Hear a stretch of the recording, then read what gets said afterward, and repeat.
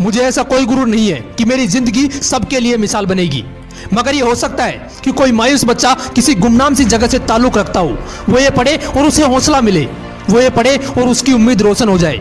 हो सकता है ये कुछ बच्चों को नाउम्मीदी से बाहर ले आए और जिसे वो मजबूरी समझते हैं वो उन्हें मजबूरी ना लगे। ये कुछ लाइनें लिखी थी भारत रत्न डॉक्टर एपीजे अब्दुल कलाम ने। दोस्तों, आज के इस वीडियो में मैं आपको कलाम साहब के वो किस्से सुनाने वाला हूं जिन्हें सुनकर आपके सोचने समझने का तरीका बदल जाएगा और आप अपने अंदर एक नई एनर्जी फील करोगे। So let's start the video. दोस्तों, आपको पता है कलाम साहब ने शादी क्यों नहीं की? इसका सिर्फ एक रीजन था और वो रीजन यह था कि कलाम साहब सबसे ज्यादा अपने काम से प्यार करते थे।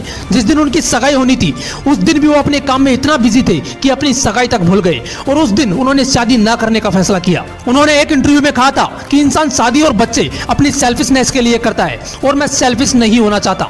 मैं अपनी पूरी जिंदगी इस देश को समर्पित करना चाहता हूं। दोस्तों, बात है 10 अगस्त 1979 की। 19 साल की मेहनत, 23 मीटर लंबा SLV-3 रॉकेट 17 टन का वजन लेकर 7:58 पर आसमान में उड़ा। यह रॉकेट 4 स्टेजेस में था और यह सिर्फ एक रॉकेट नहीं था, यह सपना था उन तमाम लोगों का जो इस प्रोजेक्ट में शामिल थे और इस प्रोजेक्ट के डायरेक्टर थे कलाम साहब। वो रॉकेट पहली स्टेज तो पार कर गया, लेकिन दूसरी स्टेज में जाने के बाद रॉकेट ने काम करना बंद कर दिया और 317 सेकंड के बाद कलाम साहब और कई लोगों का सपना कचरा बनकर श्रीहरिकोटा से 560 किलोमीटर दूर समंदर में जा गिरा। दोस्तों, क्या हालत हुई होगी उस वक्त कलाम साहब और उनके बाकी साथियों की जब उनके 19 साल का सपना कुछ ही सेकंडों में समंदर में कचरा बनकर बिखर गया। कलाम साहब कहते हैं कि उस वक्त मैं अंदर से इतना टूट गया कि मैं अपने बिस्तरों में जाकर धंस गया और मेरी आंखों से आंसू बहने लगे। लेकिन दोस्तों, कलाम साहब हार मानने वालों में से नहीं थे। वो कहते थे कि पहाड़ की चोटी पर उतरने से पहाड़ पर चढ़ने का तजुर्बा नहीं मिलता, जिंदगी पहाड़ की चढ़ानों पर मिलती है, चोटी पर नहीं। कलाम साहब भी इसी तरह एक एक कदम आगे बढ़ाते रहे और दोस्तों, एक साल बाद 18 जुलाई 1980 सुबह 8:03 पर हिंदुस्तान का पहला सैटेलाइट रोहिणी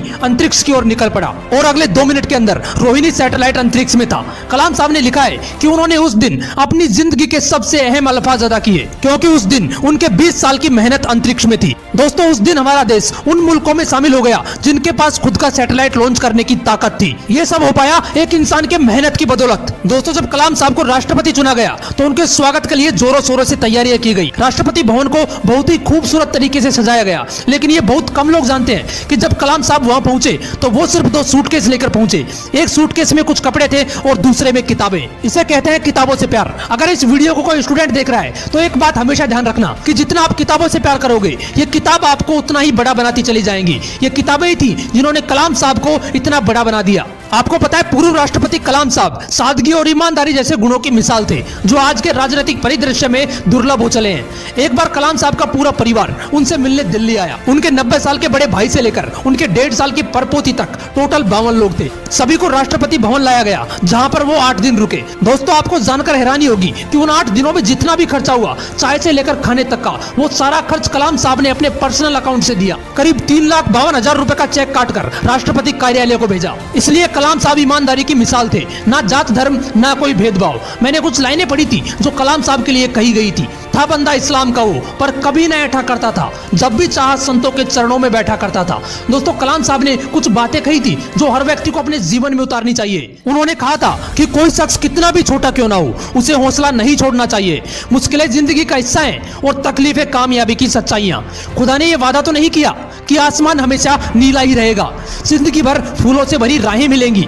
खुदा ने यह वादा तो नहीं किया कि सूरज होगा तो बादल नहीं होंगे, खुशी होगी तो गम नहीं होंगे, सुकून होगा तो दर्द नहीं होगा। ये जिंदगी की सच्चाई है कि अगर हमें एक सांस लेंगे तो एक सांस छोड़नी पड़ेगी। अगर कुछ हासिल करना है तो कुछ खोना भी पड़ेगा। इसलिए अगर सूरज की तरह चमकना चाहते हो तो सूरज की तरह जलना सीखो। दोस्तों, कलाम साहब ने तो कर दिखाया, तभी तो आज भी हम कलाम साहब के बारे में बात कर रहे हैं। अगर आपके भी है कुछ ऐसे ही सपने तो उनके लिए आज ही चलना और जलना शुरू कर देना और अपने हौसलों को उड़ान देने के लिए मोटिवेशनल विंग्स को जरूर सब्सक्राइब कर लेना। फिर मिलेंगे नेक्स्ट वीडियो में एक नए मोटिवेशन के साथ। जय हिंद, वंदे मातरम।